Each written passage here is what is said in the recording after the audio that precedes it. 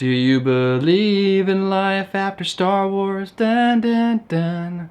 Whoa. What's up, Net Soldiers under the Alliance? Recently on my channel, on my community tab, I asked you guys, hey, episode 9 is coming up, the end of the saga is happening. What do you want to see happen next with Star Wars? Do you want to see like episode 10 through 12? Do you want to see a completely different spin-off? Do you want to see a movie about Jar Jar? Let me know. And as usual, you guys delivered. So I'm going to be going over some of the best ones that I found, and I'm going to be giving my opinion. So let's begin.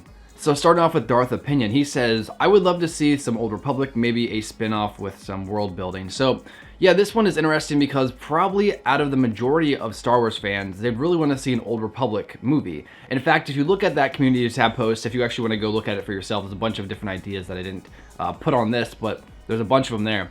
The majority of them actually asked for Old Republic. So I played the KOTOR games. I've played SWTOR for a long time. I actually have maybe 6 or 7 max level characters on that game. So yeah, I'm pretty well knowledged in SWTOR. Now I haven't played it for a long time, but you know, the Old Republic time period is definitely just so interesting and has so many different dynamics that they could really explore. Even a TV show I would recommend for that because of how deep the lore really is. Now they'd probably Disneyfy the Old Republic, so pretty much what I mean by that is they would take little key elements that people might like. Of course, they definitely have Revan in there, you gotta throw Revan in, and they'd probably change everything else to kind of match their story. That's what they did with Legends, and they're probably gonna do the same thing with Old Republic, which I guess in a way would be interesting if they could take what had already been established and maybe change a few things to fit with canon. But usually when it comes to making new Star Wars content, they will completely eliminate anything else that has been created just so they can make their story.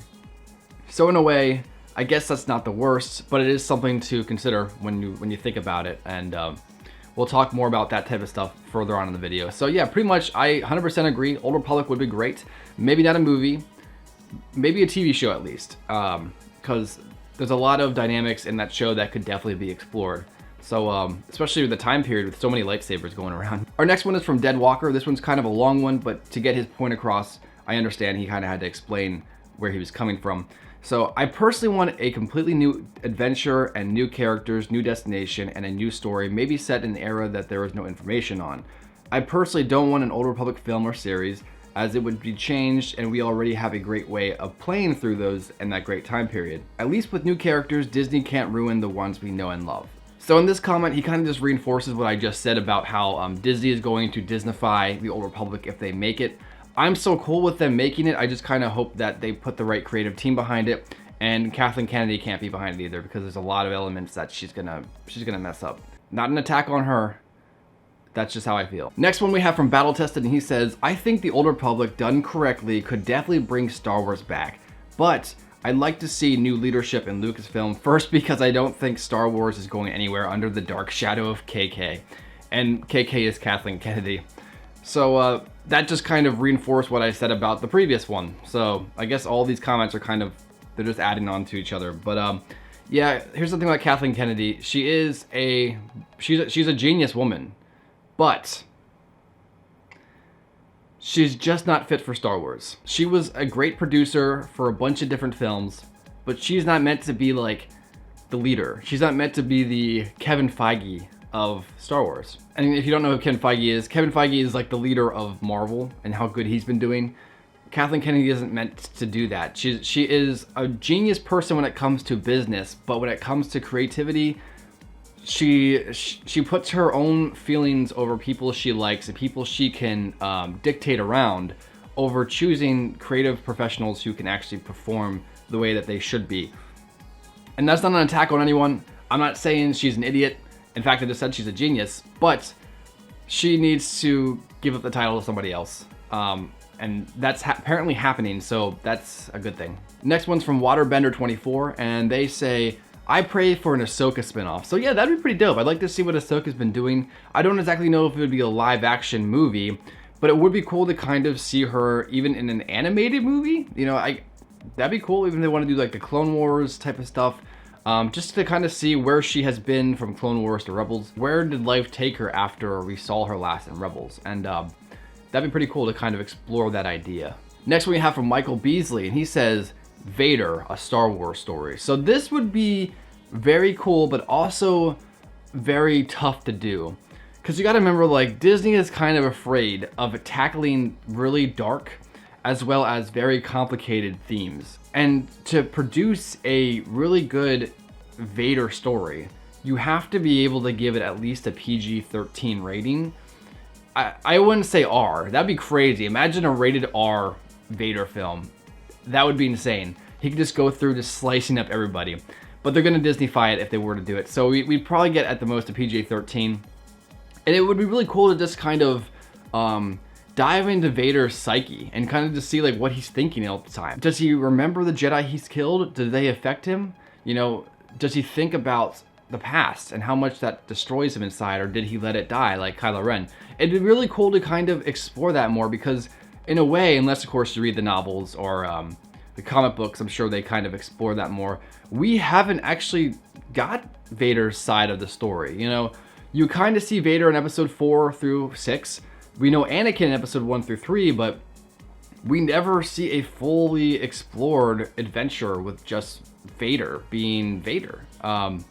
He's just the bad guy in episode 4 through 6. And he eventually comes back as Anakin, of course, at the end of 6. But there's still a massive chunk of like history and things that he experienced, ways he felt, people he met, people he killed. You know what I mean? There's a whole bunch of information that is just kind of lost. And I'm okay if that never really gets answered, because we don't really need to answer those questions, because, you know, Vader is Vader. But it would be cool if they explored that. So I'd be okay with a Vader film. Next one we have from Infinite% Content, and he says, Holiday Special, the remake. I have one word for you, my friend. Yes. All right, the next one we have from the Sly Guy 5, and he says, a movie of Luke in between Return of the Jedi and The Force Awakens. Honestly, for me, this is probably one of the biggest missed opportunities in all of the new trilogy. The fact that we didn't get to see Luke's new Jedi Temple. And I talked about this more in depth in one of my most recent videos. If you want to go check that out, I'll leave a link to that in the description below. But I really think that was a missed opportunity. It would have been really cool to kind of experience this new kind of like gray type Jedi. And I know for the purists out there, gray Jedi isn't actually a real term in the Star Wars canon. However, while the term isn't real, the idea of the gray Jedi is real. You know, Qui-Gon was technically your gray Jedi. And Luke became kind of like a gray Jedi too. And it would have been cool to see his Jedi and compare them to the Jedi in the prequels. You know, the Jedi in the prequels, they were so afraid of their pupils turning to the dark side, they would just be like, hey, ignore your emotions, just ignore them, you'll be okay. But Luke's Jedi, they accepted the fact that they had emotions and they learned to control them better. So that's why it wasn't necessarily like, oh no, this person likes this person, that means they're going to turn to the dark side. You know, it's not like that. And I think that's a really cool idea to kind of explore and show us, but they skipped over it. And I kind of feel like that's definitely something we could see. Now, of course, it definitely probably won't be a live action movie or show, just because this type of time period, I think Mark Hamill would probably be a little too old by the time they'd make this movie. But I definitely dig like some type of animation type story, even if it is like a 6-episode miniseries on Disney Plus, just to kind of explore the idea of Luke's new Jedi, and maybe we'll meet Kyle Katarn, maybe even Mara Jade was actually a thing. That'd be pretty dope. I don't know, probably not, but that'd be cool. Like I said, it was just like a massive missed opportunity by the new Star Wars movies to explore, so it would be cool to kind of see them come back with something to kind of fix that mistake. All right, our next one is from XX0812TG5XX space AH. What type of name is that? He says, I would like a Count Dooku, sorry I spelled it wrong, you did spell it wrong, but that's okay, we know what you're talking about. Standalone film about how he became a Jedi, trained Qui-Gon, and turned to the dark side. Yeah, so for me, Count Dooku has always been one of the most interesting characters to me. Now, I shouldn't say always, because when I was a kid, I actually thought he was just a boring old man. He didn't look cool. You know, he didn't have spikes on his head like Maul, and he didn't have a big black suit like Vader. You know, he was a boring Sith compared to the other ones, but as I got older, I started to realize just how interesting of a character he really is. I actually did a Count Dooku lore video. If you want to go check that out, I'll leave a link to that in the description below as well.